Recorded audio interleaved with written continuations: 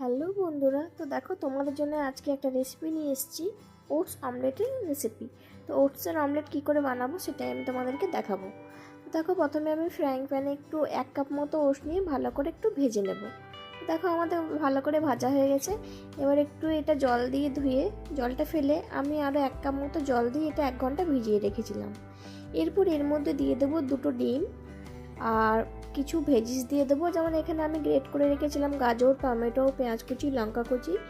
তোমরা তোমাদের পছন্দ মতো ভেজিস দিতে পারো। তারপরে এর মধ্যে দিয়ে দিলাম পরিমাণ মতো লবণ, হলুদ, একটু চাট মশলা আর কিচেন কিং মশলা দিয়ে ভালো করে আমি এটা ম্যারিনেট করে নেব।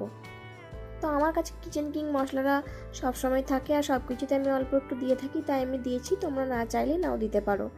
তো এবার দেখো, একটা ফ্রাইং প্যানে আমি অল্প একটু সাদা তেল গরম করে এবার এই অমলেটটা আমি এর মধ্যে দিয়ে দেবো। তো আমি ওটসের অমলেটটা একটু মোটা করে করেছিলাম। মোটা হলে একটু প্রবলেম হয় কি, একটু উল্টাতে অসুবিধা হয়, তো একটু থালার সাহায্যে উল্টে নিলেও হয়ে যায়। তো দেখো, আমাদের কথা বলতে বলতে ওটস অমলেটের রেসিপিটা হয়ে গেছে। তোমাদের কেমন লাগলো অবশ্যই জানিও।